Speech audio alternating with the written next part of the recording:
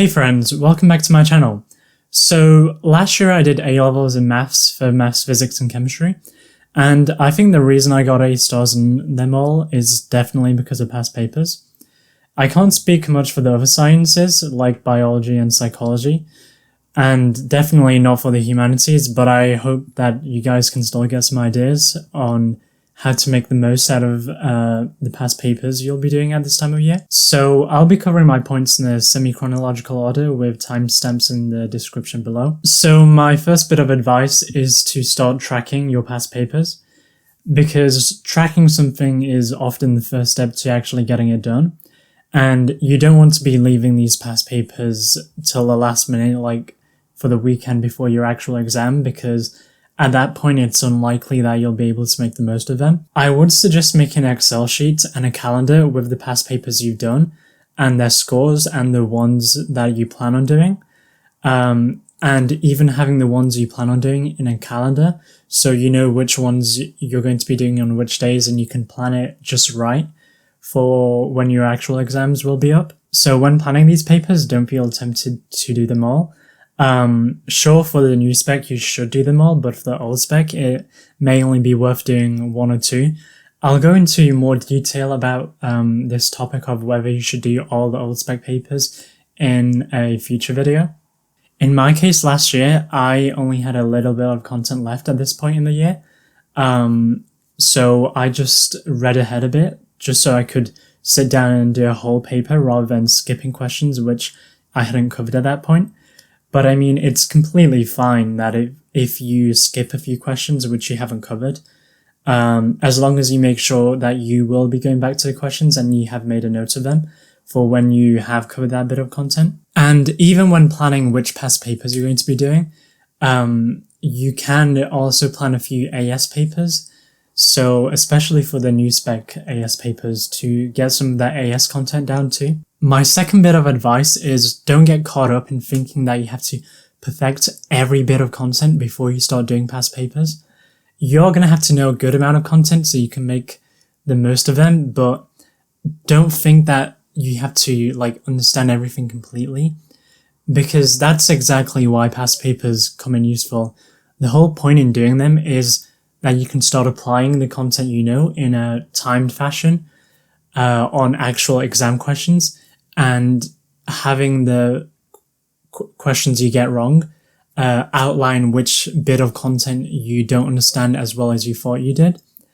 And of course you'll be making mistakes when doing these past papers, but I think that it's important to realize that it's just because you don't understand some of the content, and the whole reason you're doing these past papers is so you can find out which bits you don't understand and then improve for next time. And if you're doing that, then you shouldn't have to worry whether doing bad in this one past paper is a reflection of your actual end of year performance, because of course it's not going to be. As long as you're learning from that mistake and moving on, and clarifying any misunderstanding, then that should be good enough. So tip number 3, try to do the past papers under timed conditions. Ultimately, it's up to you if you want to do them under timed conditions, but I would highly recommend it. Even if you run out of time, you can just switch to a different color pen and carry on with the paper. So when you're marking it, you know how far you've gotten in that amount of time, and then you can try and figure out where you wasted a bit of time. Maybe it was not being too comfortable on a topic or not being fast enough at this point or something. Any question you found really hard and ran out of time on, I would suggest redoing it and figuring it out, maybe on a separate piece of paper, because if you do manage to figure it out, then it's going to stick in your head much more than actually looking at the mark scheme straight away, and it'll make you faster for a similar question in the future. But if you don't figure it out, then you'll know what topic to cover and get help on, and you can save that question for later. But ultimately, be sure to make a good attempt at each question before marking it, especially for the new specification papers. Even if it means relearning a topic and doing the question in a different color, you won't be spoiling yourself by looking at the mark scheme too soon, and it won't stick as much if you do look at the mark scheme too soon. It's going to stick much more in your head if you go back, relearn a topic, and then try the question. And when you're marking that past paper, you can ignore the question you didn't attempt, do this, and then mark it. But of course, don't spend too long on each question because there are more questions you should be doing. You need to know when to give up, look at the mark scheme, and ask for help from your teachers or your friends, and then making a note to come back to that question in like a week or 2's time. Point number 4 is about using mark schemes and examiner reports.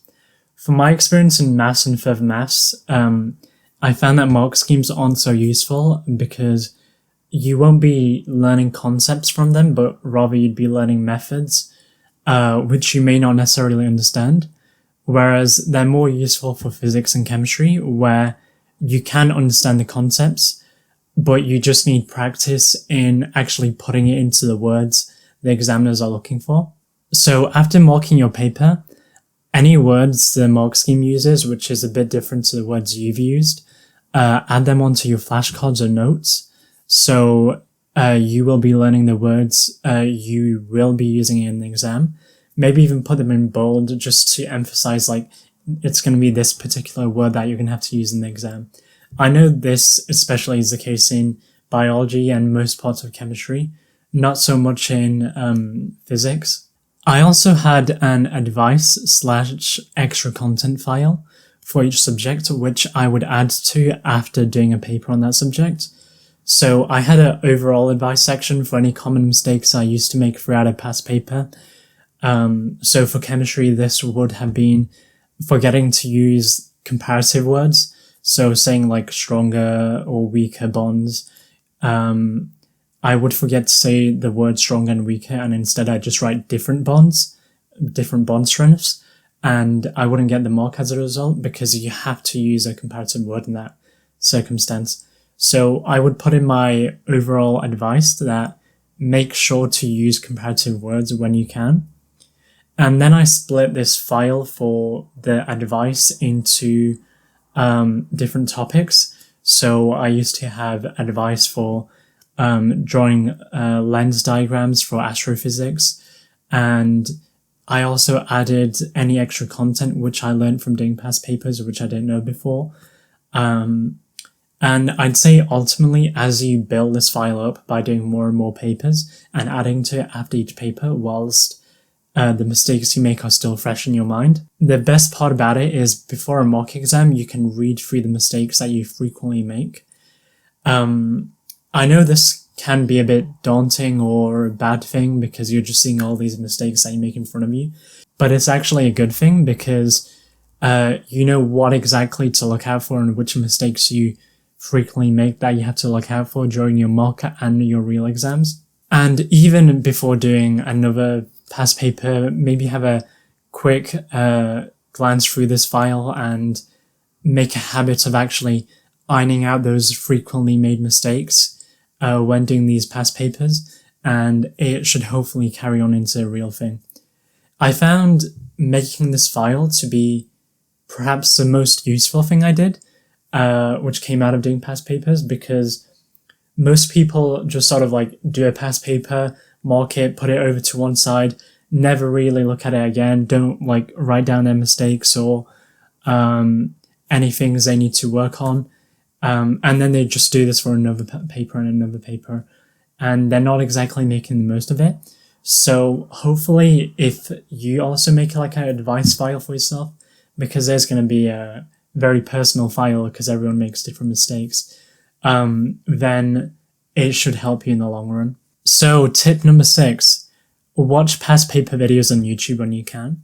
So if there's a particular paper which you weren't too sure on, or you made a lot of mistakes, or some questions just went over your head, even after making an attempt at it and marking it and whatnot, it still can be quite difficult to see how the mark scheme got to that answer, because it isn't exactly explaining any working out or whatnot. So I would suggest typing the past paper name into YouTube and seeing if the video comes up. I did this a few times, and you usually have a teacher going through the whole paper or even going through a few questions, and I would just watch the section of the video where they go through that question. And it was really useful for chemistry and physics because some of the questions, it was just really hard to know what the mark scheme was actually saying. But then watching that video, then looking back at the mark scheme, you're like, oh, this is how they got to this answer from this question. It's useful for seeing how these two mark scheme and the question relate. There are a few of them on old specification papers, but I would highly recommend watching the ones on the new specification papers. So tip number 6, make a list of issues to clarify. So one of the things I started doing at Cambridge is making a spreadsheet of issues I wanted to resolve. So when I was like reading a handout or doing a question and I wasn't too sure on something, then I would like add it onto the spreadsheet. And it's a great way to keep track of like the things that you need to work on and get better at. So in my spreadsheet, I would have a few columns. I'd have one for the subject, or the topic, and then I'd have like a status. So whether it's on my to-do list, it's doing, or I've already done it. I would have how I was going to resolve that issue, whether it's using YouTube, looking at textbooks, asking friends, Googling a bunch, maybe asking on the student room or asking your teacher. I'd also have the location or the reference of the issue. So it could have been like paper 2007 question 3. And I'd have some short details about what the issue actually is. So what exactly I'm struggling on with this question or with this topic or what I'm not understanding. And I think in this column, the short details, it's really good to turn the issue into a well-worded question, because often writing a carefully worded question which you would ask your teacher or ask a friend is helpful, because even when writing the question or asking a question, you would notice like, oh, this is exactly what I wasn't understanding, and you would figure out the question in the moment. And that is something that happens a few times to me, and I'm sure it's happened to you. But even if that doesn't happen, you still have a really good question which pinpoints exactly what you're not understanding, which is going to be useful for the teacher or whoever else is helping you. Because, I mean, some people say like, I don't understand X topic or this whole question, but actually pinpointing something, exactly what you don't understand, will help you make the most out of your teacher's time or anyone who's helping you their time. So that's all the advice I have for making the most of past papers. Thanks for watching. If you found this video useful, then leave a like and subscribe, and if you have any video suggestions, then leave a comment down below. And if you want to watch any of my other videos of like how I got an A star in the A-levels I did, then they should be linked somewhere up above. But anyway, thanks for watching and see you next time.